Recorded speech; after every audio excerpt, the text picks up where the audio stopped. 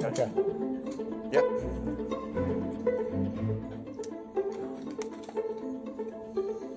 Morning. This is American University. We're going to do better than that. Good morning.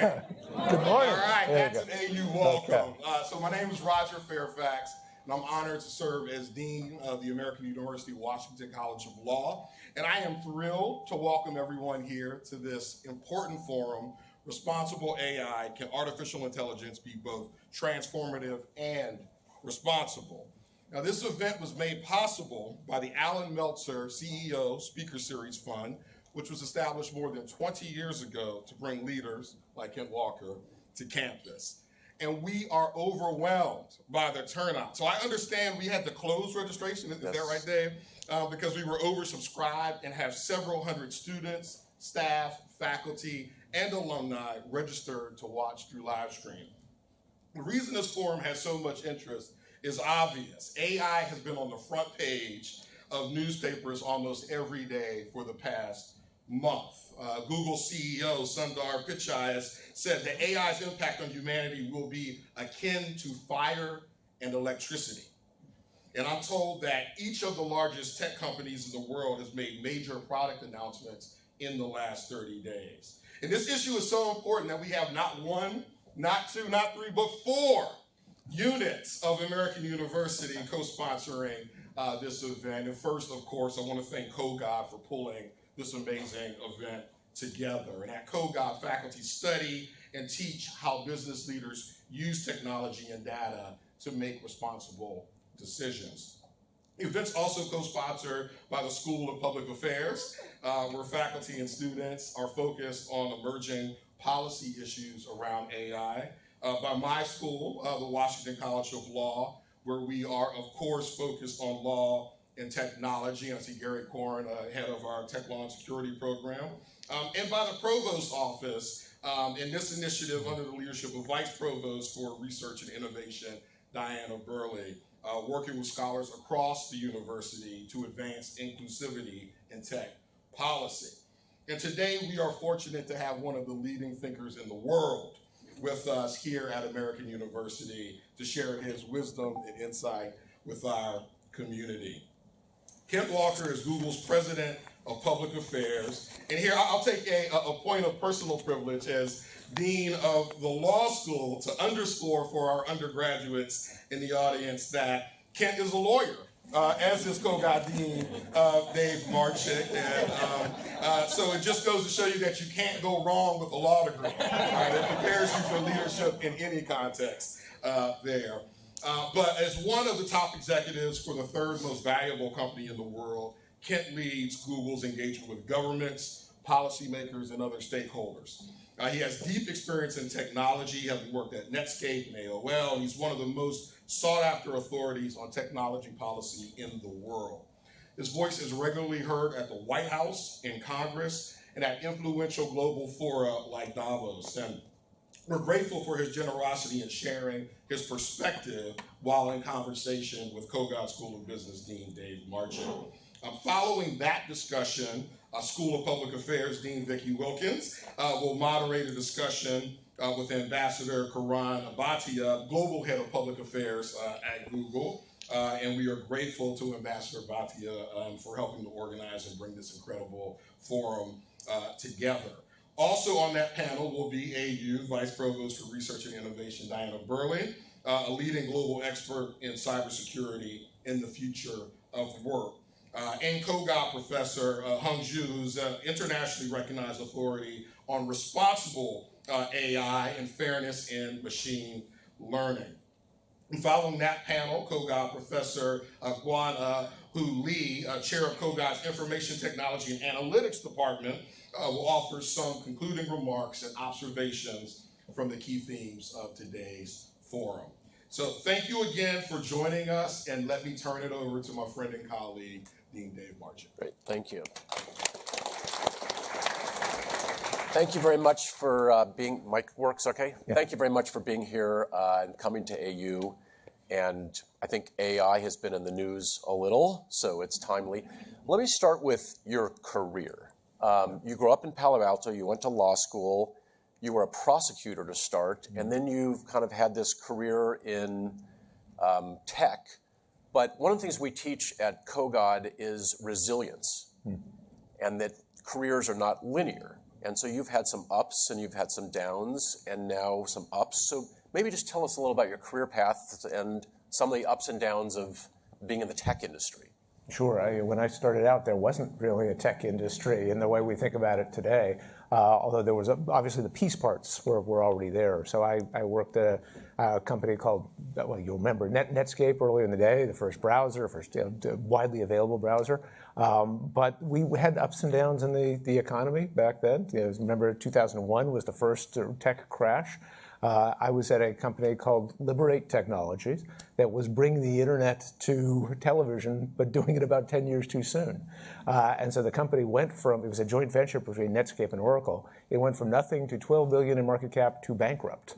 And that was a sobering moment for anybody, because you're wondering, boy, what do I do next? I'm effectively out of a job and I need to look for the next opportunity.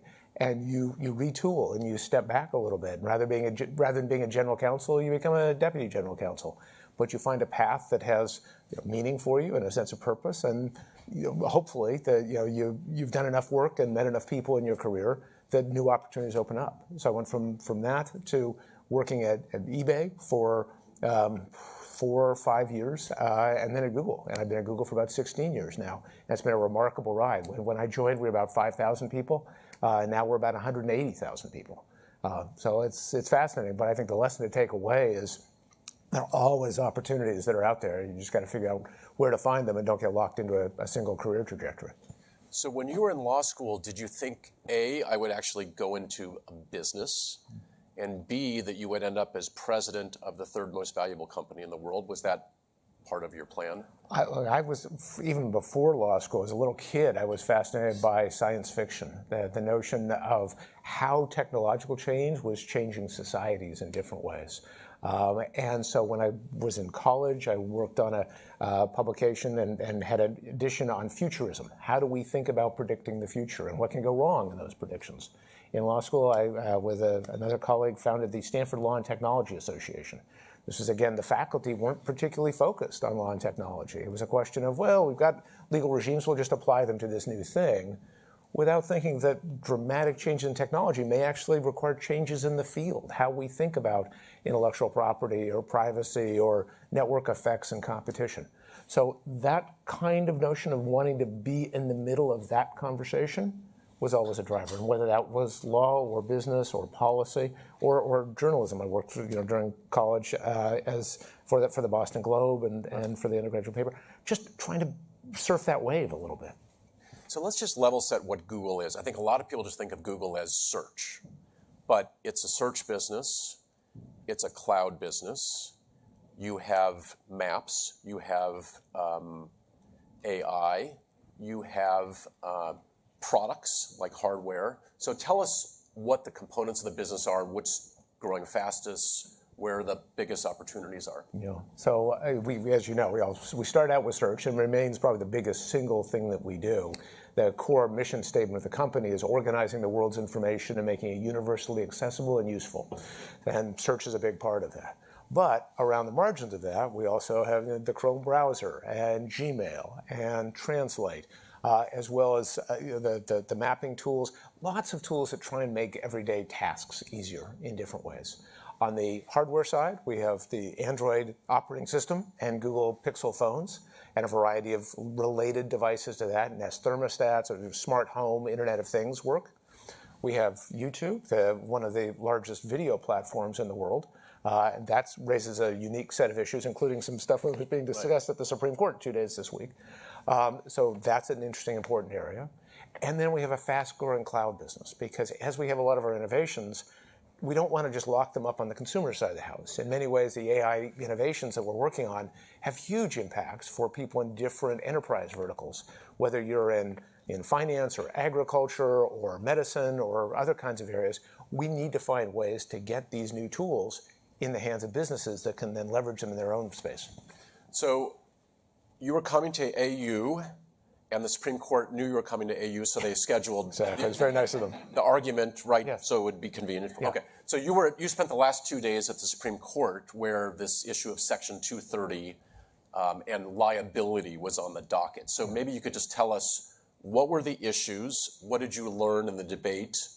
How was the argument? And what was it like being there, where your company is part of history, essentially? Yeah, so Roger and colleagues probably have followed this closely, but for everybody else, let me give you a little bit of a background on what these cases are about. There are two cases that are simultaneously before the court.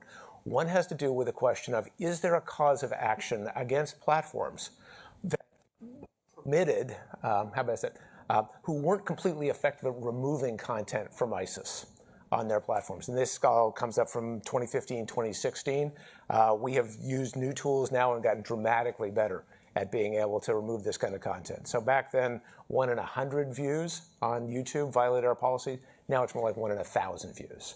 But back in the day, there were some things that were slipping through the cracks. So are the platforms liable for that kind of content? And then if you say they are, then you get to the question of the defense of Section 230, which effectively says that you shouldn't be treated as a publisher or a speaker of third-party content. And pretty much every appellate court since this was adopted in the mid-90s had said, yes, that's right, because simultaneously you want to encourage free speech, you want the platforms to be able to upload and allow the upload of controversial content, but you also want the platforms to be responsible actors, to take down offensive or otherwise problematic content. So that uneasy balance is tricky. Half the people in Washington want us to take down more content, and half the people want us to take down less content. But the court, I thought, did a thoughtful job of approaching these issues and wrestling with the very difficult line-drawing problems on both of the cases. On the liability side of the question, generally speaking, I would say this, the sense of the court was it can't be the general purpose, ordinary course business operations create liability. If a bad actor takes a bus across town and then does something bad, the bus company is not liable for that. But you want to have some notion of what does it mean to knowingly provide a substantial assistance to bad conduct. So the court was working through that. We'll see where they come out. And then the Section 230 line, I think they understand that the notion of recommendations, which is at the core of this, were the platforms liable for recommending certain content. Well, recommendations are at the heart of the internet. If you do a Google search and you see 10 blue links, those are effectively 10 recommendations of this might be useful to you. So I think our hope is that the court will step back from the notion of saying, no, you're liable just for recommending something.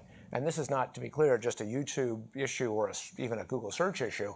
This is Amazon, Yelp, Etsy, almost any platform that has third-party content has this class of issues, which is why we were glad to see there were 48 different amicus briefs that were filed in this case, from national security folks who were afraid that we wouldn't be able to remove harmful material, to economists who were afraid of the adverse impact on the overall economy if suddenly platforms had to over-censor. There was one amicus brief that said you have the choice between Disneyland and the wasteland of either over-censoring content or or not removing enough content, just closing your eyes and saying letting anything go. So it's a really interesting set of issues, and we don't know when the court will rule, but I'm cautiously optimistic that all the issues were aired fully, and they understood the arguments on both sides. But they will have to rule sometime before June. Typically, but before the end of June or early July. Okay. Yeah. So let's talk about AI. So there's been this frenzy of coverage and activity with new products, Microsoft, Google, Chinese companies, et cetera. So let's talk about the most exciting parts of AI, and then we'll get into some of the challenges of AI and fairness. Your boss said that it's akin to, as Roger said, fire and electricity. So how is this technology going to change our lives, and what are the most exciting applications of this technology that will affect all of us on a day-to-day basis? The first thing to say, just to lay the groundwork, that you've all been using AI for a dozen years. Right? If you use Google Search, that's been AI. If you use Google Translate, we used to have a decent Translate product that was trained on, we go to the United Nations and say, here's all the English text and the German text and the Japanese text and the French text, and we'd compare. These words correlate with those words. And it was better than nothing. It was like having a 6-year-old do your translation for you. Helpful, but not all that reliable. In roughly 2016, we applied AI to that problem. And over the course of a summer, Google Translate went from being the level of a 6-year-old to being the level of a 12-year-old. Much more helpful, much more useful. Not perfect, and it's continued to improve ever since. We've also been able to expand from a dozen languages to, I think we're now up to 400 languages around the world, and hoping to get to 1,000. But the challenge for AI is it's been built into the systems behind the scenes. You haven't really realized that Google Search has gotten a lot better, is more responsive, able to give you more useful information, because we're training it on AI behind the scenes. In the last couple of weeks, or months really, there's been more awareness of AI as a front and center tool.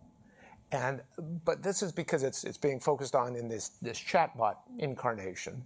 The thing I would say to your question of what's the most exciting stuff that's coming out, the chatbot work is important, but there are lots of other aspects of AI that are also phenomenally valuable that are going on. Let me give you just one example of that, and as a marker for the kinds of things we think we can accomplish. We have a team called DeepMind over in London, some of the best AI researchers in the world. As you all know, it's probably been a couple of decades since folks have sequenced the human DNA. That's a helpful thing, but it turns out that you actually have to go beyond that. It's not enough to know just the DNA sequence. You actually have to know how the proteins express themselves, how, technically the phrase is, how they fold themselves. Because a protein, as we know from COVID, if the COVID spikes are like this, then this vaccine works. And if the COVID spikes are like this, then a different vaccine works. There are roughly 200 million proteins known to science out there. And it used to be, till a couple of years ago, it would take a biology PhD student, his or her full doctoral thesis, roughly 5 years, to sequence one protein. DeepMind did all 200 million of them last year. So if you do the math, that is saving 1 billion years of PhD time. Right? And bringing forward the notion of personalized medicine, the pill that's designed for me versus for you, in a dramatic way. So these kinds of AI innovations in healthcare, there are great examples of studies of breast cancer being able to diagnose at a level better than most radiologists can. And ideally, in a way that's cheaper and more easily accessible to people who may not live within 1,000 miles of a radiologist. So that kind of stuff, I think, is extraordinarily exciting, and we're continuing to invest and publish a lot of papers and a lot of work in this area. So let me ask you a question about innovation. Google disrupted. I mean, I was at Carlyle. This may shock some of the people, but we owned a Yellow Pages business. It was a great business, and we actually sold it, luckily, early enough before. But at some point, it was not a great business because of Google. Yeah. And I don't know if the students actually know what Yellow Pages are. You do? Okay, great. But it's like the ad side of Google, by the way. So who will be the innovators in this space? Will it be the big companies like Google, or will it be smaller or new companies? I mean, before, most of us never heard of ChatGPT before 30 days ago, and all of a sudden everybody knows about it. So who are going to be the biggest innovators? There's a lot of academic research on both sides of this question. Are big companies with all their resources better able to do innovative things, or are small companies that are more nimble and more focused on the next big opportunities in a better situation? And I think the literature kind of divides 50-50 on this question. So the answer a little bit is both. They're different kinds of challenges. So OpenAI, the team that worked on ChatGPT, recently founded, didn't have a whole bunch of resources, didn't have a whole bunch of data. So it's an interesting challenge. The folks who think of data as a barrier to entry, they were able to build their business on publicly accessible data from the web. But at the same time, then you need to have the resources to be able to scale it up and run the computations and the like. So both halves of that are right. One of the remarkable things about technology is the rate of change really does drive this disruption. The old Schumpeter line about capitalism is a gale of creative destruction. You're constantly looking for new opportunities and ways to improve what you're doing. The Yellow Pages were great in their day, but not a very efficient form of advertising. People spend a lot of money in the hopes of reaching customers. There's an old line from John Wanamaker, the Philadelphia department store owner, who said, "Half the money I spend on advertising is wasted. I just don't know which half." Right. Right? Digital advertising helps with that because you're only paying for the ad that actually somebody clicks on, and they basically walk into your virtual storefront. So what's the next iteration of that? Will chatbots be a new way of approaching this? Maybe, although we've seen the last couple of weeks some challenges with regard to factuality and groundedness and the like. So we want to make sure that as we do this, we do it in a we say bold and responsible way, transformational and responsible. How do we make sure that we're setting appropriate expectations, having tools used for appropriate purposes, and trying to just stay up with the notion of grounding in providing value to consumers and to businesses. So long as we do that, we think we'll have a fine business. But if we ever stop doing that, then the challenges come from all over, from other big companies. Amazon and Apple and Microsoft are getting into the online advertising businesses. Startups, TikTok, which wasn't on the scene 5 years ago, has become the most used site in the United States, surpassing Google in terms of hours of consumption, et cetera. So the answer has to be both and. So you talked about transformational and responsible. I was thinking about this a little. AI is one of the only products out there where companies, it's almost like a pharmaceutical product where you have, like you see the ad on TV that says this is going to help your X, and then they have the list of all the things that can go wrong. Yeah. And AI is kind of like that. So the companies that are developing this also have a set of principles or warnings, or they limit the tools. So how do you balance this issue of transformational and responsibility? Maybe the best way to start is to just do a quick sweep of history question. I mean, every new communication platform or tool creates dislocation in different ways. I mean, you could argue, Socrates was skeptical of the written word because it would mean that people could no longer remember their history. The printing press arguably gave rise to the war of the 30 Years' War, the per capita most destructive war in human history. The rise of the post office arguably gave rise to the revolutions of 1948 in Europe because people across the continent started talking to each other. The rise of newspapers and the yellow press and the Spanish-American War here in the United States, or radio and the rise of demagogues in Europe and the United States. So every time we have one of these shifts, I think we need to be very thoughtful about the implications, the new laws, the new regulations, but also the new social mores, the notion of how do we create a new era of digital literacy so that people are using the tools in good ways, but also appropriately skeptical about potential misuse. So how do you actually do that inside of Google? So for YouTube, you actually have people, you have technology, and then you have people looking at what's posted, and you take some stuff down. And so for AI, do you have people that are training the machines how to learn, or what do you do? Yeah, it's again a little bit of both and, right? This will be a new era in a sense, because if you're looking at YouTube, for example, and there's a given post that violates our policies, we can identify it and take it down, or in most cases actually never let it go up. That's part of the power of AI. We can evaluate many things before they ever see the light of day on YouTube, if it's a violation of policies or law or wherever else. In the world of AI, to some degree, every answer is a little different. There's not a specific thing that's there to take down. It's more a question of creating guardrails around potentially problematic topics, or on the longer term, retraining the model, saying, wait a second, it's learned certain things from a vast training database, but it's learned the wrong things. We have to sort of re-weight the way it's making these calculations. These are, at the end of the day, the work that's being talked about in the chat context are what are called large language models that are trained on huge amounts of text, but they're not truth-seeking engines, they're probabilistic engines. They are trying to figure out what word comes next. It's in a sense like, you remember the game Mad Libs when you were kids? Fill in the blank in the sentence. This is like Mad Libs on steroids. But it turns out to be an incredibly powerful way of predicting not just what comes next as the next word or the next sentence. If you use Gmail, you may already be seeing some of these autocomplete things, but the next paragraph or the next paragraphs, and next thing you know, you have an essay. But it's not crudely just picking the most popular word that comes next, because that, as it turns out, gives you very boring text. By adjusting what's called the heat of the model, you can actually encourage it to pick maybe the second or third most popular word, and that creates a more creative, interesting set of text. And then it also draws on this very complex notion of how do different words and concepts relate to each other. So if it knows, and use the quotes here, that the King of France is related to the Queen of Germany as concepts, right? And there's a man and a woman notion there. There's a royalty versus non-royalty. There's a notion of countries, and it actually understands what makes sense to put together and what doesn't make sense to put together when it's coming up with its output.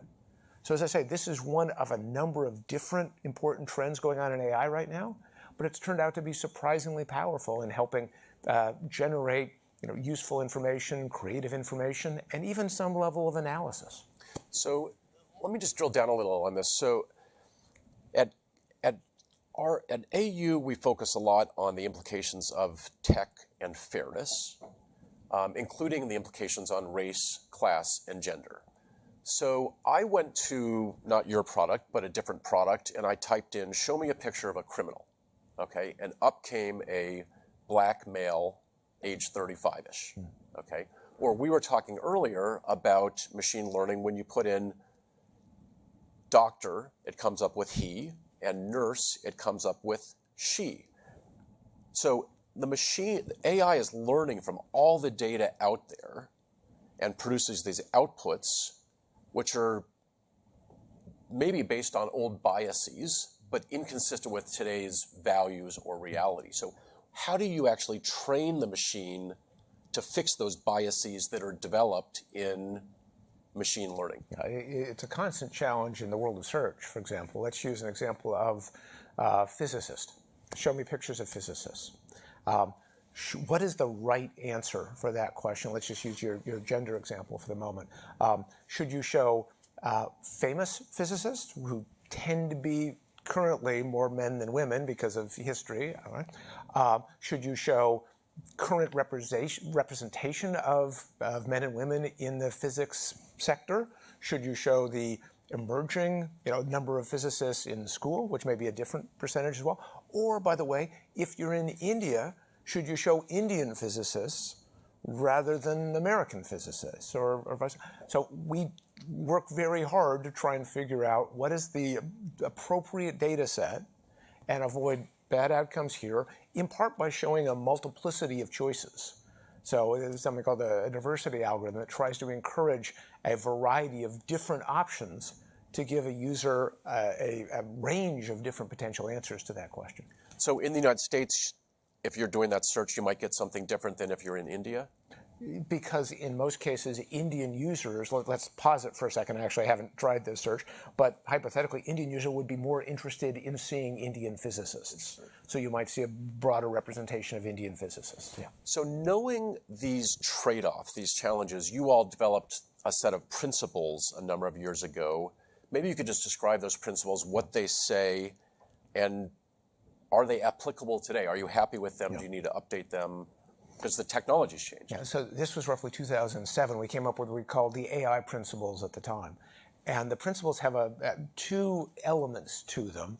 The first set goes through a variety of individual factors that we wanted to be careful and thoughtful about, that the work we were doing was on balance good for the world, that we were open and transparent about the work we were doing, that we were promoting the general cause of science and providing shared information about how best to do it. There are roughly 7 of those. And then there are 4 principles that focused on things we aren't going to do. And that includes surveillance that violates international norms, or creating lethal autonomous weapons, or various other factors like that. The combination of those has been valuable. One of the first things you learn is that all those different good principles conflict in application. That there are trade-offs between transparency and efficiency, or between avoiding discrimination and protecting privacy. Because to understand that you're potentially discriminating, you actually need to know a little bit about the people that are involved, and how do you balance those two things. So we have internal governance at Google, review teams that look at this. I think we probably have several hundred people working on machine learning fairness. We have something called the Advanced Technology Review Committee that works on both the engineering and productization side of these tools before we take something to market. How do we make these trade-offs? And it's very complicated, and we're still kind of creating the common law of how best to do this. And Google is unusual in a tech company because you're actually advocating for regulators to create regulation, which most businesses would say we don't want to be regulated. But what type of regulation would be best in your view, and who would be the regulators? For AI, or more generally for AI? So we've said early on that AI is too important not to regulate and too important not to regulate well. And so there is a balance here of making sure that we recognize that the technology in some ways is still in very early days. It's still evolving, and we're learning as we go about potential benefits as well as potential risks and challenges. So I think there is an element of thinking about regulation that you want to encourage the development of the positive tools and minimize the abuse cases and the misuse. And that's a hard balance to draw when you're dealing with a technology we just don't have a lot of track record with. To your point, some of the ChatGPT stuff really wasn't coming out to the public until the last couple of months. We had done some research that was the seminal innovation in this space around transformers. The Mad Libs example I gave you was about 2017, but we're still trying to get our arms around the potential of the technology and how do we deal with potential wrong answers and retraining and the guardrails we talked about. So regulators, I think, ideally should be taking an optimistic but cautious view here. You've got right now the European AI Act that's coming down the pike. You've got the Office of Science and Technology policy in the U.S. and NIST, National Institutes of Standard and Technology, having put out their own frameworks around regulatory risk management framework.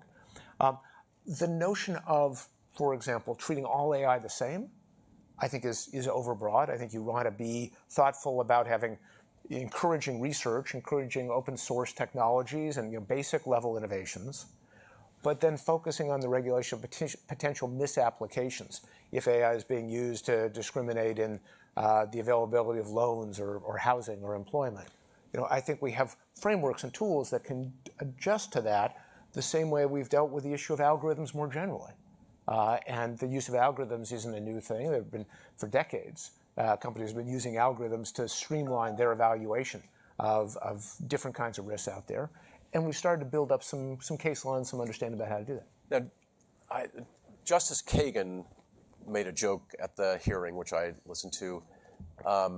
She said, we're not exactly the experts on technology. They're not the youngest people. And so when you talk to regulators around the country, do they actually understand technology, and are they equipped to make laws or regulations on these issues, or do you have to educate them? Well, talking for a second to the students in the room, this is a huge opportunity for all of you.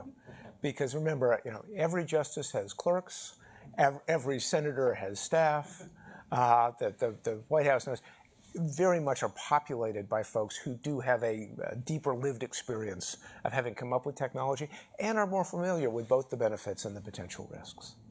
And that intergenerational dialogue is actually an important part of getting this right. We don't expect people who came up without these tools to have necessarily the same understanding, but there are lots of ways of getting that message across on both the positive and the negative side. So we try and, when we advocate around these issues, we try and talk to everybody at the same time, the justices and the clerks, the senators and the staff.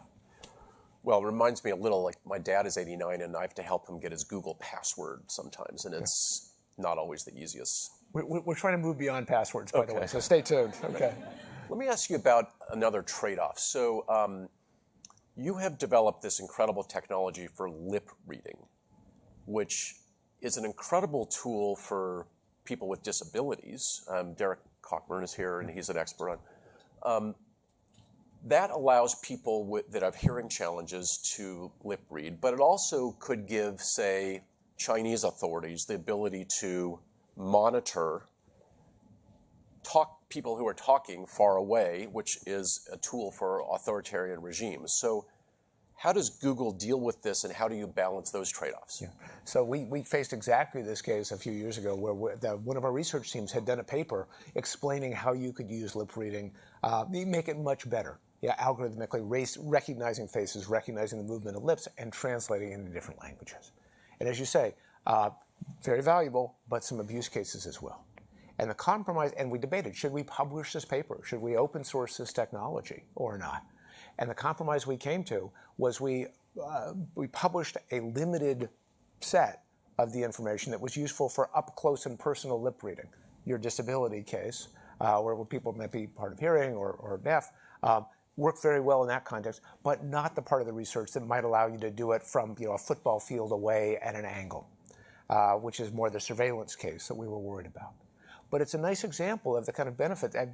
One answer might have been just don't publish at all, but you would have lost the opportunities. The other is just publishing just because you can potentially created those problems. So it's a nice example of how we're constantly trying to make these balances. And so you have vigorous debates inside of Google where some people are saying, let's release it, let's go for gusto, we can make money on this, and you have others saying, this is potentially harmful for society, harmful for our reputation, and then you're the decision maker? Or? Well, no, they're a team of folks who are the decision makers in different ways. And I should add to your example, a lot of the times people who are pushing to push products out there or publish papers are doing it because they see a moral imperative to advance the cause of science and knowledge, or that lives would be saved. In the case of driverless cars, there's something like 40,000 people a year killed in the United States and 1.2 million around the world killed in car crashes. The teams working on driverless cars feel a real imperative to try and get those out in public as soon as you can, because that's avoiding a lot of deaths. How do we reconcile those trade-offs, though, with the notion that the driverless cars will inadvertently kill people, hopefully many, many fewer people? So that's a really hard challenge. One of the seminal pieces I remember reading by Guido Calabrese, who's a scholar of American tort law, talked about the gift of the evil deity. Imagine an evil deity comes along to mankind and says, I have this great tool for you. I'll allow you to make your life better, easier, more convenient. And all I ask in exchange is a sacrifice of 10,000 innocent young men and women every year. What would you do? And the gift, of course, is the car. And we've come to terms with that. We take that for granted. But it shows that even implicitly in things we already do are these hard moral trade-offs, and trying to figure out how to get that right. So we hear from engineers. We've got something like 13,000 computer science PhDs at Google. I think that maybe we're sort of the geekiest, nerdiest of the tech companies. And that's an important perspective. How do you advance science? You've got folks who are working on user interface and psychology and sociology. We have folks who are trained in ethics and moral reasoning. And all of those perspectives are valuable as you try and make these calls. So how do you decide when to introduce a product? And what are the most exciting products that we can expect to see from Google in the coming months, years? Yeah. So every product is different in a different way. There are different kinds of concerns you've got about potential abuses, misuses, and the like. We try and have a responsible process of reviews. Some might argue we have too many layers of review, right? So you have to balance that notion of nimbleness and being able to bring great things to market quickly with trying to minimize the impact on society and overall reputation. So it's case by case. But the second part of your question, what are the most exciting things out there? Boy, on the short term, I think you're going to see a lot more from us on the AI side of things in the coming months, in terms of tangible manifestations of ways to make your lives easier, to be able to help you with a variety of tasks, both on the consumer side and on the business side. So I won't pre-announce and steal the team's thunder, but I think there's a lot of interesting work there. But on the longer framework, we just published something, the cover of Nature, yesterday, I think it was, that talked about quantum computing and dramatic advances there, where the biggest problem with quantum, and quantum, by the way, if you haven't followed it, the way I like to think of it is the head of our quantum team has said, this is the language of nature. This is the way atoms and molecules actually communicate in this weird, probabilistic, hard to understand, uncertain language. But it's incredibly varied. Instead of ones and zeros, it's every possible number in between 0 and 1 times every possible number in between 0 and 1. So you get this much more a deeper level of communication, of computation, that turns out to be really powerful in dealing with things like material science or personalized medicine or precision agriculture. And you can imagine quantum helping solve problems like nuclear fusion or clean water for people around the world and the like. The innovation we announced yesterday, a couple of years ago, we announced something called quantum supremacy, which was a quantum computer actually being more effective than a traditional computer at certain narrow tasks. The problem to make that practical, though, is you need lots and lots of qubits, these little ones to zeros, strung together to be able to come up with useful tools to predict the world and understand material science and all that. The challenge has been qubits are very delicate little beasties. They have to be very dark and very cold.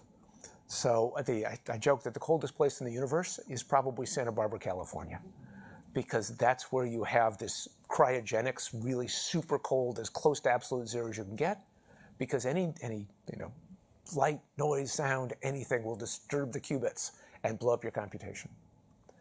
Up until recently, the more qubits you strung together, the more chance there was of errors, individual qubits going off the rails. For the first time yesterday, we showed that adding more qubits can actually reduce the number of errors, not increase it. That's a very big deal in terms of a milestone of the next step here. Now, we're still a long way from productization, but people a few years ago were saying this was 30 years off, and now some are saying it's 5 to 10 years off. So that kind of scientific innovation, I think, is key to our ability to deliver value. Let me close with a couple of fun questions. How many people actually do Google searches on themselves? It's one of the most common searches we have. So billions would be the short answer. And yours comes up pretty good if you ever do yourself? I haven't checked recently, but hopefully it's okay. What advice would you have for our faculty to get more Google citations for their research? We studiously avoid answering that question because we're the neutral folks. We don't want to be coaching people how to game our algorithms. And what is your advice for the young people in this room who may be inspired by you, by your path, and how do they become the next Kent Walker in 2030? Well, you don't want that. You want to become the best version of you.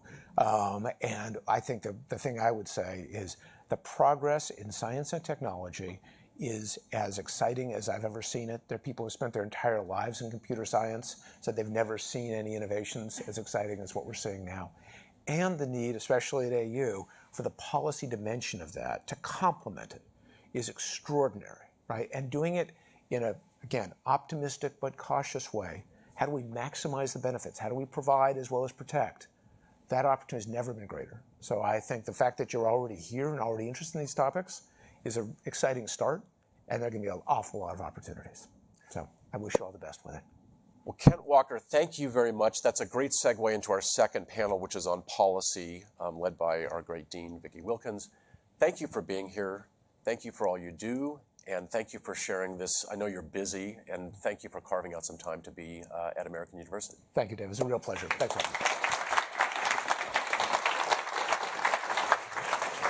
So we are going to take 2 minutes to reset the stage, and we have a great second panel.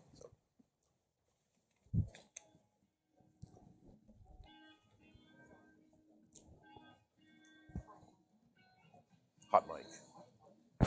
I'm not going to go to the bathroom.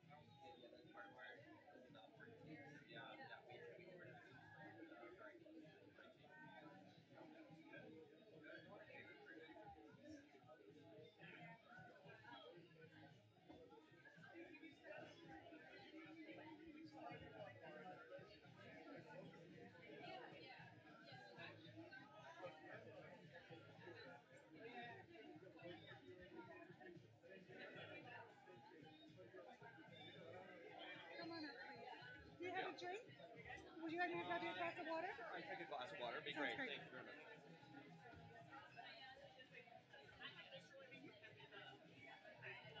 Which one do you want me to?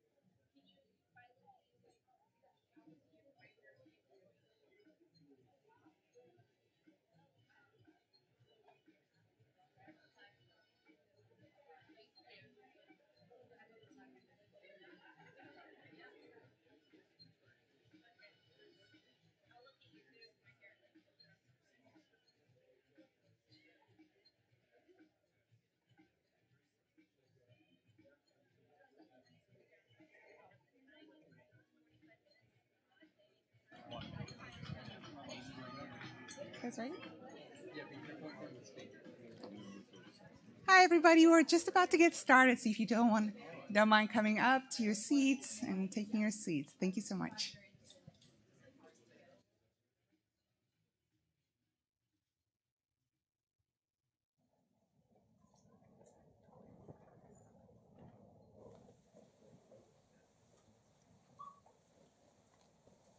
Well, hello again, and welcome back. We're here with our second panel where I am honored to be joined by these three experts in the field. Here with me, and Dave Marchek stole my joke. I also was going to cite the Justice Kagan comment because I feel like that up here. I'll just say, Sesame Street, which one of these is not like the other? It's me in this case. But I'm glad to be here with these experts to talk further about this conversation around responsible AI and how we think about those things. And I have questions for each of them, some of them all together, and they're also going to have some back and forth as we go through this. So thank you for being here and being with us. I'll start with a question for you, Karan. Thinking about national security, and we know how powerful the tools are that Google has and that they're useful both in defense and intelligence services. But with that comes this notion about how do we make sure they're not falling in the wrong hands, and how do we protect those tools? So I'd be curious, kind of your view on how you go about that and how you manage who gets a hold of them and who doesn't have them. Well, look, it is an area that we think a lot about because you're right. These are powerful technologies. They can do enormous amounts of good in the right hands, but we're very cognizant of the fact that these are tools that can be used for purposes that we wouldn't want to see as well. So, look, I think it starts with how we, in the private sector, as companies, how Google, with respect to our own products, build them and then release them. Because you want to have products out there that are designed in ways that will minimize that likelihood. And to the extent you can't minimize the likelihood to an acceptable level, then you probably don't want to release it. And so we spend a lot of time, and there are products and tools that we have developed that we have not released because we've not been comfortable with the level of risk that is potentially posed. I'll just give you an example. Some AI generated enabled video products that could allow for deep fakes to be developed that could pose some serious risks. That at the end of the day, do we believe tools like this are important and can be useful? Absolutely. But until we've addressed that risk sufficiently, we have not been willing to put the tools out. So I think it starts and ultimately probably falls a lot on companies, creators being thoughtful and responsible, and we've tried very hard to do that with respect to our own tools. Nice. And staying on that topic about this whole technologies as a double-edged sword, I noted this quote by our president where he goes on to compliment the power and the innovation of our country and the great companies who are leading in this. But then he gives this list of things that can come from this sharing and exploitation, as he calls it, of personal data. And, it can deepen extremism and polarization in our country, tilt our economy's playing field, violate civil rights of women and minorities, and even put our children at risk, which is quite a list, right? And so what does he have right in that list, and where do you think he's not exactly right on what the trade-offs are? Yeah, look, I think there are definitely things in what the president's op-ed, and then it was the State of the Union message, I think, had some of these same themes that we fundamentally align with, right? I mean, Google has for years been one of the principal advocates for a comprehensive national privacy legislation. A lot of the, if you tease out the different elements of what the president was talking about, there are privacy concerns fundamentally around that. And we, for a variety of reasons, believe that this country, the U.S., needs such comprehensive legislation. So I think there are some things that we would have common ground on with the president there. In terms of where we would differ, I think I would probably point to two things. One is, and it's an op-ed. There's only so many words that you'll have, but there is, I think, a painting with a very broad brush that sometimes happens in this space, where there is not really a differentiation between different players in the field. I think we'll be the first to acknowledge that there are firms out there that operate in this space that are not acting as responsibly as we would like to see. But that does not necessarily mean that all firms are not operating. And I will tell you, on behalf of Google, we feel like we have adopted an extremely responsible approach to issues like privacy, kids' safety, a number of the issues that were referenced there. And frankly, putting just a spotlight on big tech, I think, does in fact potentially let off the hook other, smaller players in the field who can actually also have a very significant impact on these spaces. So I would say that's one issue. And then the other one that is, I think, implicit is this, and we see this from other policymakers as well, is concern about an ads-based business model, right? The reality is that the internet that we all have benefited from globally is effectively free in terms of the products, being made available to people around the world, some with far fewer resources than others, and they are able to obtain it. And they are able to obtain it because fundamentally the ads-based business model enables it. There are other business models one could imagine. One could imagine a business model that is a subscription base. Come home, much as you get a cable bill, you get an internet bill. I think, there's an open debate one can have about whether that's a right outcome. We tend to think that poses real equity challenges, that poses innovation challenges. So we're frankly proud of the way we've approached the advertising-based business model. But implicit in the op-ed and some of what we've seen has been questioning that, and I think that bears more scrutiny. I love your point about big tech. If that's the focus, who are we letting off the hook? That's an excellent thought. Let's stay in the conversation of privacy and bring everybody into the conversation. And, this is a challenge that we all face and think a lot about in terms of data and what is out there and available.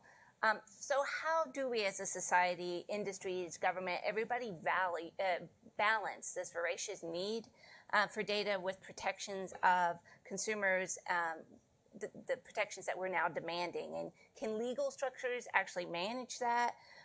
The issues between AI and privacy, and the inherent question, is privacy dead? And so please, I'd love to hear from everyone on this topic. Well, I'll start and I'll say, carefully is how we balance this distinction. Part of the challenge is that we have different characterizations of privacy, right? And so as we continue to move forward with the different generations, what I think of as private data is not what my daughter thinks of as private data, is not what my mother thinks of as private data, but we are all engaging on the internet. And when we think about regulation and we think about policy, the policy has to be right for all of us, right? And so how do we develop policy that actually will address the way that each of us defines privacy, and that doesn't cause us to go around those regulations and those policies? Because that's what people do, right? If it doesn't meet my needs, I will simply find a way to subvert it and go around it. And that's just in the US. But the thing about the internet is that it's not country-based, right? It's global. And so how do we reconcile the different conceptualizations of policy, of privacy, as we move around the world? And how do we protect those who need to be protected the most, those most vulnerable populations? And so it becomes, on its surface, perhaps we think, yes, we need more regulation. But once we start to peel back the layers, we very quickly realize that it is so complex that we cannot rush into it, because we will end up developing policies and regulations that do more harm than good, in terms of innovation, in terms of safety, in terms of protections, and we can't afford to do that. Professor. Yeah, you put it beautifully. And what I want to add after, Diana's view about, legislation is not perfect, right? We can only go so far with legislation because if we have too much legislation, what we see in my field about privacy is we become privacy by compliance. What do I mean? If you have strict legislations and all the companies have to comply all these data, protection rules, and the consequences to you and me as consumers, what do we see? More popping up windows, right? More consent, you have to say yes. And the privacy policy grows from 1,000 words to 10,000 words. Who had time to read that? If you're not taking my privacy class, you won't read privacy policy before you log into your Facebook, right? And we recommend your class. We'll say that. Absolutely. So this is what we call by compliance model. What we really need for a broader notion of data protection is the proactive by design model. Mm-hmm. Think about the value of data, protection of data, the respect of our consumers at the phase one of your design of your products, building to every single business practices. When you do marketing, you think, you have to ask yourself, do I need to collect every single of these visitors' digital footprints, right? And if you're human resource management, do you have enough safeguards to safeguard all your employees' data? So we have to blend in the privacy protection as part of the value system rather than say, let's do another 10 check boxes in order to comply to GDPR. So this compliance versus by design, I would argue that less restrict legislations may promote proactive by design model. And I have been working on privacy research for the past 20 years. It's still exciting, but I have to admit that I have up and downs. And in my latest research, let me share with my frustrations. In my latest research, I have been struggling with this triangle: privacy, fairness, and utility of data. Okay? If we talk about privacy protection, what do we do at the data level, at the database level? We either inject certain noise into the data so that we can make sure that if hackers or unauthorized parties get access to the data, they can't link those data with our human identities, right? By doing that, we protect our identities in that data set. And the second way is to remove data. For example, if it's very sensitive data set, we often remove the identifiers such as our names, gender, race, age, addresses that can, in combination, uniquely identify us. So think about this from a data, science point of view. When you remove this valuable data set, you hurt the utility of the data. So that's the trade-off. You want more privacy or more data utility? And then it also hurts the fairness goal. Think about if you remove all the identifiers about, our minority population, and then you have to do health disparity, or health outcome research on that data set. You don't have any identifiers to identify more vulnerable minority population. Then that brings the fairness question marks when you do data protection for your data sets. So that's the struggle I have been struggling in my research. I want more privacy, less fairness, or more fairness, less privacy, or more utility of data, or less privacy. And our goal for the future of privacy researchers is how we can stop saying all. We have to say and. Let's have privacy and fairness and data utility all together. And that's a high bar for scientific research. We're working on that. That's a lot of work. That's fantastic. Anything to add Well, there? I love both of these comments. And just to build off the professor's last one, I mean, two things that you said really resonate. One is the inherent conflict that we are seeing in policymaking in the technology space between legitimate goals, but they often bump up against each other. You've identified privacy and fairness. Another one out there that we see is between competition and privacy. So we are seeing regulators around the world, in the cause of trying to create business outcomes or competition outcomes, market outcomes, sort of demanding the release of certain data, but when you do that, you often butt up against the concerns of privacy regulators and privacy advocates, and we've seen that very constantly. You also see it in terms of national security sometimes, and so the point I'm making there is just simply this space is often looked at by different through different regulatory lenses, and the inability or failure of those different regulators to approach things in a unified way ultimately yields conflicting or potentially weaker outcomes. So that's one point. And then just the second is your point about privacy by design, which is profoundly how we at Google think about it, I think is exactly on point. And I think that what's interesting to me is to see how the technology is evolving to try to enable a data minimization, a privacy first kind of approach, even to how we build products.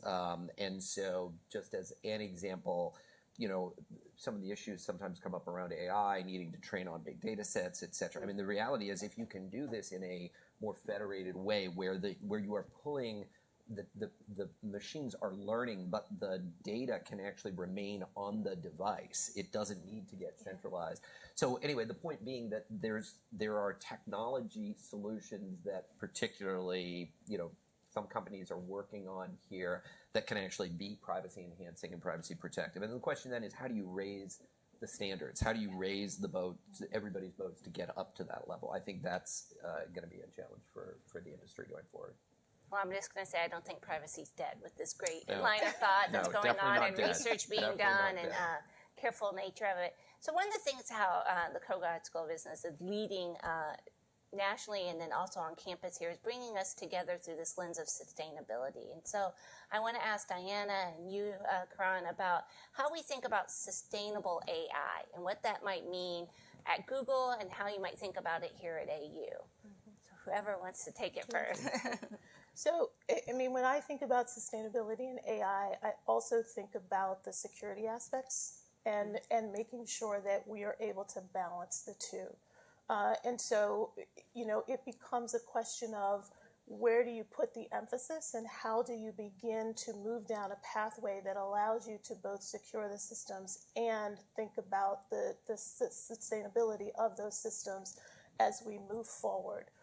I was just at a CISO forum last week, and we were talking about the democratization of AI, of coding, of malware, and the development of these bad systems. And so in the context of sustainability, and we think about the democratization of data and what AI does for that, it becomes an even exponentially greater challenge. But on the flip side, it becomes an opportunity for us to think in much more creative ways about how we can institute sustainability practices in a safe and secure way.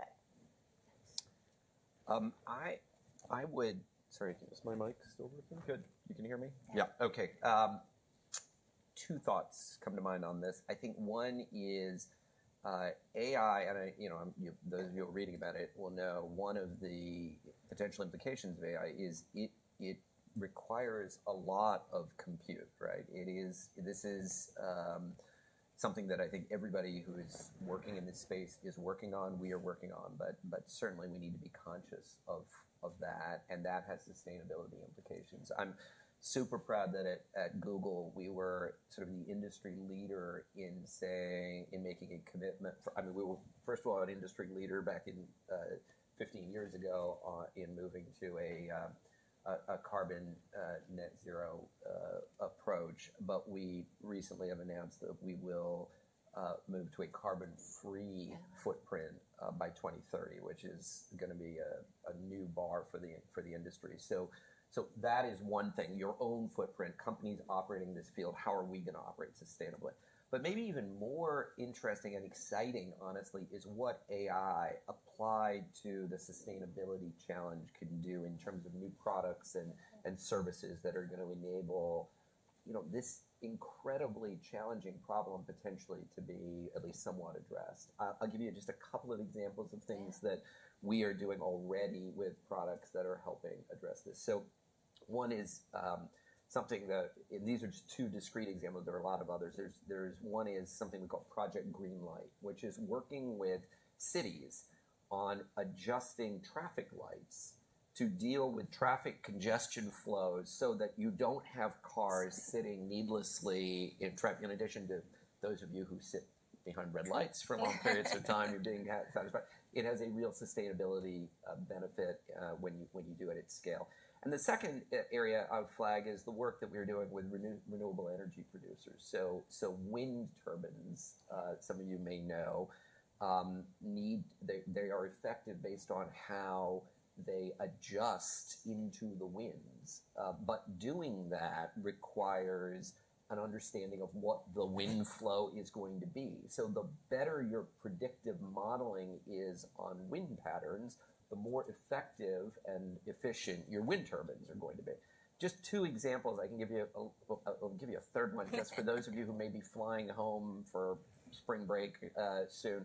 Go to Google search these days, and you will be able to search for your flight home, not just based on cost or time of that you'd spend in a plane, but based on carbon footprint as well. So there's just a few things that I think technology, AI-enabled technology, can do that's going to help address. Well, we can all get behind, less red lights. So if you can bring that, You were red lights. I can just say all for that. So. Kind of turning our attention to research, we of course have Hung, who was at National Science Foundation. Also, Google funds a huge amount of innovative research in the space. But where should the U.S. government and firms like Google allocate their research to drive improvement in this space, particularly in AI governance and ethics? Yeah, I could talk about from the government-funded research, not simply because I worked for the National Science Foundation, but my whole career has been supported. My research has been supported by National Science Foundation for multiple grants. The way I see National Science Foundation and the way I truly love, as a researcher, from a researcher's view, I love National Science Foundation's model is this, what we call bottom-up approach, which means that National Science Foundation, there is no mission-specific call for any kind of research. It facilitates fundamental research questions, and it's evaluated by the scientific community. So NSF is purely a facilitator and also an important funder for investing money into that space. All scientific research are fundable by National Science Foundation. That's the part I love. It's also because the diversity notion, which I think that's where we need, right? In order not to just facilitate AI development, but also solve these tougher issues and societal challenges about AI governance, ethical implications of AI, and different use cases. We need multiple disciplines together. We need fund multiple disciplines to work on this together. And also, National Science Foundation not only fund, big names in the field, but also has funding sources just fund undergraduate research, graduate fellowship, postdoc fellowship. So I like this kind of diversity portfolio of funding innovation.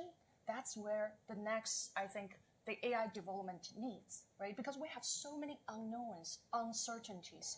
There are so many different directions to get the best prediction models. And maybe Google has been struggling about, these choices and decisions you have been made.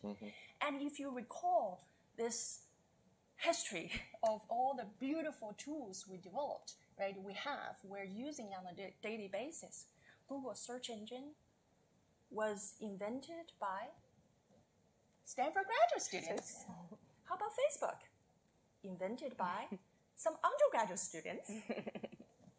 So I love NSF funding model where everyone's research ideas can be funded, and the next breakthrough ideas may be just coming from our students here. So look up and check, NSF website to look for maybe undergraduate fellowship or graduate, fellowship programs. So that's diversity. You know, the other thing that NSF does, in addition to the intellectual merit part that brings the disciplines together, is the broader impacts part. And they really do focus on bringing all different kinds of individuals to the table. And that's really critical for this development of governance, right? Because they want high productivity research institutions to work with institutions that are on the rise in terms of their research productivity, to work with minority serving institutions, to bring together researchers who have those different perspectives so that when we come together, we can develop policies, we can develop scientific innovation that truly does reflect the whole of society and allows us to build in these types of security policy components that serve the full societal need.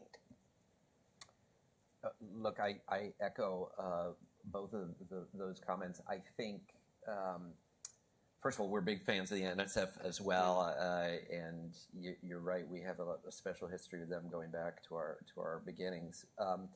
I think just to step back for a second, one of the things that the United States has managed to do very well, not just in this space, but technology writ large, has been building effective public-private partnerships.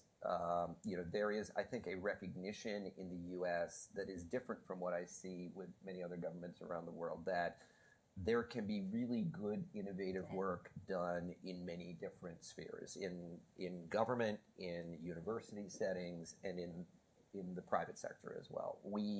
We're very proud of the work that we do that some might look at and say, well, that's kind of like academic work. It is, right? We have, as you heard And it's from okay. Ken, we have thousands of computer science PhDs who are working on things that I think in other countries would probably not reside in the private sector. I do think that model constantly needs to be supported and invested in, and that requires commitments from all of those players, right? So we are excited to see the NSF and others sort of build up greater capabilities in terms of working with the private sector. I think there's a new office of partnerships and so forth that's being created, which is great. And then I think from a private sector perspective, it is the obligation of companies like Google to continue to maintain a strong commitment to research and development. And we over the last 4 years have committed $145 billion to R&D. So we are probably one of the biggest R&D spenders in the world. It is, I think, our responsibility to do so, but it is also, we are capable of doing so because of our scale and all of that. I think the other, just very quickly, thing to mention, which we touched on, is the principles that get adopted by governments as well as the private sector. We're all figuring this out right now, right? I mean, AI and the set of ethical and other obligations that we're operating. So Kent, in the previous panel, was referring to our AI principles. I mean, those aren't being dictated by law. The policymakers are still trying to figure their way through this. We've put something down, and we've been really encouraged by the engagement we've had with government interlocutors, DoD as an example, which are trying to figure out their own set of running rules around some of these technologies. So in addition to the joint collaboration on the projects themselves, I think approaching jointly, or at least with strong communication around, well, what are the ethical, legal, moral guardrails that are going to exist around this, I think is really important as well. I'm going to ask you, Diana, a question, and everybody can answer, but I think I know your answer. Is government investing enough? We heard about the Google's investment in research and how impressive that is, but as our vice provost for research and innovation, is government investing enough in R&D in this area? It's never enough. Somehow I knew that was going to be your answer, but what would you say about that? Where are the gaps and what should be done? Well, we only have 16 minutes left, so I won't talk about all the gaps. But, just in general, let me talk about the philosophy. Yeah. And so one of the perpetual challenges with government funding research is that government runs on a timeline, right? They have a time horizon that they want to see results in, and that's just simply not the way research works. right? So it becomes very difficult to continuously make the case for investment in particularly basic research because you just don't know when the payoff is going to occur, right? And when there are significant national needs in other areas, they tend to push in those directions. But I do think that in a couple of different ways. One is certainly in new technologies. Government is very interested in how they can foster innovation and growth. They're also putting money behind developing the workforce.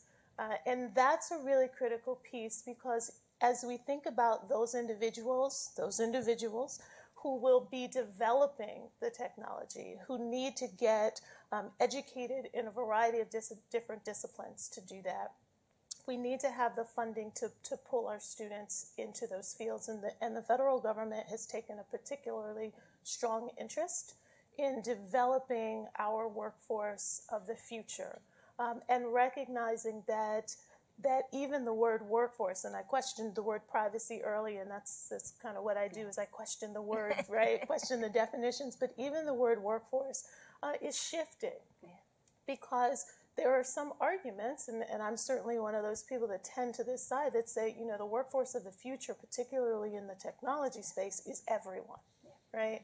And so how do we continue to foster growth in that workforce? And the government is certainly putting money behind that, but they can always do more. Would you agree? Is there I is there agree. enough or? Yeah, I agree. I want to, sorry for picking your name here, and I think the university administrators should also participate in this, right? No, I think that's true. Yeah, I want to mention this because there is a well-known theory-practice gap. In AI, in order for AI to fly, those ideas to fly, we really need to do more translational research, which means then transitioning fundamental research that written in the mathematical language into the way business or the society can implement and use. Yeah. So that gap, I think, more maybe university administrators should put more incentive in that. Because as I could say, as a professor, right, my research, especially from publishing point of view, were heavily evaluated by the theory side. We care less about whether my idea can be feasible or implementable by companies or small business. There is no way of evaluating that. It's hard, right? It takes like 10 years, 20 years for idea to fly. There is no way to measure long-term impact. So if we incentivize people to do less of high risk, high return that needs bold vision, right? We're only counting on how many papers you published this year, right? The gap is alarming sign for the future of AI development. So, sorry. Excellent to point. say No, that. So excellent point. let me jump in here because I feel like Are I you must. going to tag team on me too? I'm on your side. Oh, But that is exactly why we've launched these signature research initiatives because we recognize that there is that gap and that there needs to be a mechanism to bring together researchers under the umbrella of looking at these grand societal challenges and being able to translate their research across the disciplines into solution sets for those challenges. And so that's inclusive tech policy. We have another one on the changing nature of international aid.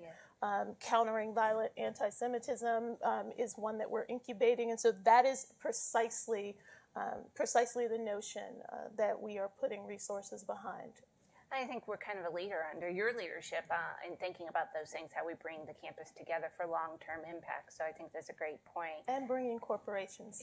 Not Not to put Now Google the on spotlight's spot, on but you. bringing corporations into this But how do you conversation. see that role as a corporation in that kind of public-private with a university? Fundamentally, we are a fundamentally important partner in this, and we want to be. And you know, again, Google, maybe by virtue of how it was born out of a grad school, basically, has a particular, I think, sensitivity to not the responsibility, the opportunities really that exist in that regard. And you know, very proud of the work that we've done in terms of grants and partnerships and genuinely co-creation in the U.S., but also globally as well. Which actually, if I could just build off one comment the Vice Provost made, that would like to, underscore, which is the human resources thing. When I talk to my team, our business leads, about what they are most worried about long term, it is having the talent base. It is having the best people available to them. That has always been, I think, what has distinguished Google and frankly, American technology. We have been able to aggregate. It's not, this is software, right? It is not that we have some incredible natural resources here or something that is, this is people and minds and brains. And between the educational institutions and programs and immigration policies, if I can underscore the importance of enabling companies like ours to have access, and universities a little bit earlier in the chain, to have access to the world's best talent and be able to bring them to the United States, have them secure in the knowledge that they will be able to stay here and work here. That is so critical, and it has been something that, at least from my vantage point, the government has made some recent steps on, but a lot more to be done.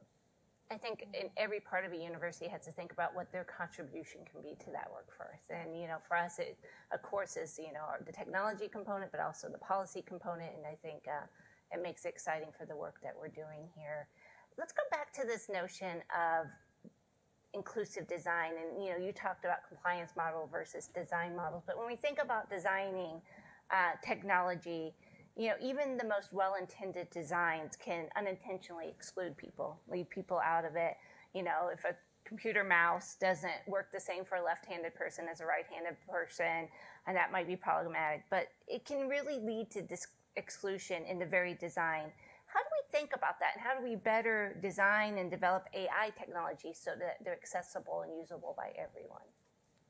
I can quickly provide a philosophy or lens change. So I used to work in the field of human-computer interaction, which basically building a bridge between human users and the system, right, the back-end system, so that we know how users can better use these systems. So a few years ago, my research team actually developed a system, and I went back home and tested on my mom. And we use the most advanced authentication technique, which use fingerprints, right? So you just touch on that. You don't need to memorize your password. You can get into our system. And my mom look at that and say, you're taking me out of the system. And I say, why? Look at my fingerprint after so many years of housework, and I don't have fingerprint, and that will never let me in your system. So this is cost to the notion of change in terms of user-centered design to human-centered design. Because when we treat users and human have different characteristics, age, gender, right? And also they have different preferences, different interests, different value systems. So philosophically speaking, I think inclusive design calls for putting people in the center, human in the center, respecting their privacy, respecting their dignity, and earning their trust, and customizing the systems based on the different characteristics. So this human-centered view calls for value-sensitive design. That's our philosophy in this space when we work with our students. I completely agree with that. And I think,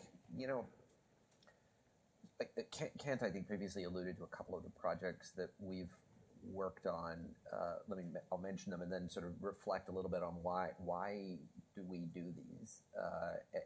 So just two. One is something we call Project Relate, which is an app, a tool that you can, if you have speech pathologies, and something like the Google Assistant, you want to be able to use, but it cannot readily understand what you're saying. You can actually train it to develop a personalized app that will allow it to function for you. So you send in some voice clips of things that you are saying. The system learns, it sends back a bespoke app for you that will allow you to communicate. One example. A second is what we call Lookout, which is for the visually impaired. literally you go into a room, you would hold up your phone, scan the room, and it would tell you what is in the room. You know, there is a window on the left, there is a table in the middle, and so forth. So these are tools that are designed purely to help with the accessibility challenge. I think the question fundamentally is, how do we create the culture that if not mandates, at least drives towards that? And that's really hard. I think that when I think about what is it about Google that allows us to do this, it is a culture that fundamentally rewards innovation that helps make technology available to everyone. There is a philosophy, previous panel, the mission of the company is to organize the world's information and make it universally accessible and useful. And so there is very much a mindset around how do we make this available to everyone, whether you are a rich person, a poor person, a visually impaired person, somebody who's not visually impaired. So that mindset has to be at the core of the innovative thinking and process. And if it's not, it's so hard to sort of say, okay, we're going to go off and do something on the side. I really do feel like it has to be at the core of the philosophy of the entity. I think that mindset also encourages diversity in the workforce, right? Because you can't make something for me without me, right? Absolutely. And so we have to remember that as we as a society continue to push for diversity, equity, and inclusion in our workforce, that there is a very direct connection to the bottom line, right? Amen. And doing that allows us to actually make more progress, because even with the best of intentions, I can't design something that is going to work for you because I don't know all that goes into you, right? And so we have to, Hung mentioned the notion of trust. And, one of the challenges that we have is that because different parts of our population have been left behind by technology and by policy and by governments, there is a fundamental lack of trust, right? And so even if we design something that we think will work for them, that doesn't mean that they will use it, right? So it has to be all inclusive and pulling all of the pieces together. So we have just 2 minutes left. And so with this, I'm wondering if you have closing comments to make, or if you have a message to the students. We've talked a lot about student involvement in this and the research component, and we have such a diverse set of students involved in this event today. And I'm just curious if you have some closing comment or a message to students as we go forward in thinking through these new technologies. I think the AI, the next 10 years, will be so exciting.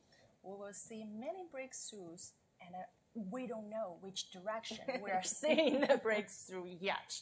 So I think to navigate that space, I would encourage all the students to learn the basic skills of dealing with uncertainties, unknowns. Because, after you graduated from the school, maybe the whole world will be changed. So fundamentally, what COGA has been focusing on, critical thinking, problem solving, experiential learning are so important. Just try to learn the art of learning. Yeah. I think that the world is digital, right? We are all members of a digital society. We are all part of the digital workforce. And so that means that regardless of what your major is, regardless of where your interests lie, there is a place for you. You just have to find that place. This is a very exciting time. And yes, we're tech people, so we're probably always excited about tech. But this is a very exciting time. And even, as we think about how to move us forward, regardless of whether you're in, our students that are in our school of education, and thinking about how to begin that journey with our younger citizens, to our students that are in policy and international affairs, and of course computer science. But there is a space at the table for all of us. We just have to come to that space and continue to ask questions, continue to push. The beauty of technology is that we want you to push back. We want you to try to break the system. We want you to say, here's where there is a deficiency, here's where there is a gap, because that's where we need you to fill it. I would just say, first of all, I know that there are a lot of questions and skepticism, et cetera, of technology. Fundamentally, though, I will tell you, and it sounds like a number of us, are optimistic about what technology and this incredible new era we're entering into can mean for society, can mean for sustainability, equity. I mean, there's a lot to be excited about. Two, I know many of you will think about your careers, maybe early on as being, well, I'm going to be going to the private sector, I want to go to the public sector. There is so much richness to be gained from sort of collaborating and working across different sectors. And maybe that number three is Kogod and being at AU is a uniquely great opportunity to see that, right? You are at both a great business school, a great university.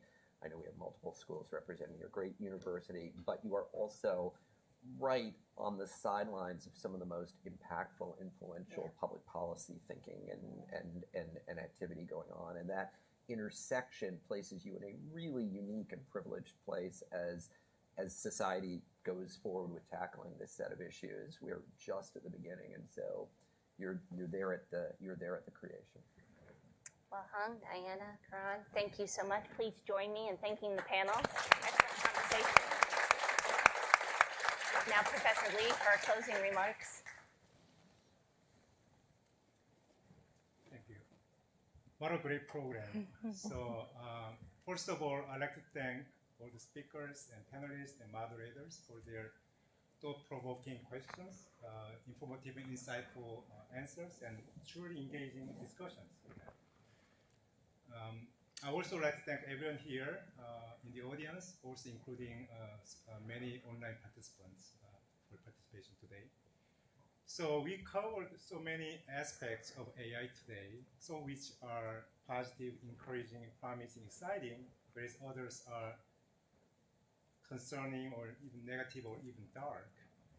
So why does this forum matter? It matters because AI is here with us now, and it is going to stay with us for a very, very, very long time. And it matters because it's our responsibility to make AI not only transformative, but also responsible, ethical, and inclusive. So I learned so much from today's program, but I'd like to share just a few thoughts with you. First, AI is a really, really complex problem, which requires our deep knowledge and understanding in not only technology, but also policy, social science, law, business, and behavioral science, and so forth. So the pursuit of responsible AI really requires our collective efforts, including the industry, the government, universities, and so on. So no single entity or organization can single-handedly develop and deploy responsible, transformative AI. So that requires us to work together, collaborate, and cooperate together as a team. The second point I'd like to share is that the AI, so we need a greater transparency and accountability in everything we do in terms of developing and deploying AI systems. And again, that requires us to work together as scientists, engineers, and policymakers, and academics, and students, and so on. So overall, today's forum was very valuable for exploring challenges and opportunities for AI. I truly believe that one of our grand challenges of our time is to make AI both transformative and responsible to benefit all the stakeholders involved and affected. Mm-hmm. So with that, I'd like to conclude by thanking everyone who contributed to the success of today's program. Thank you very much.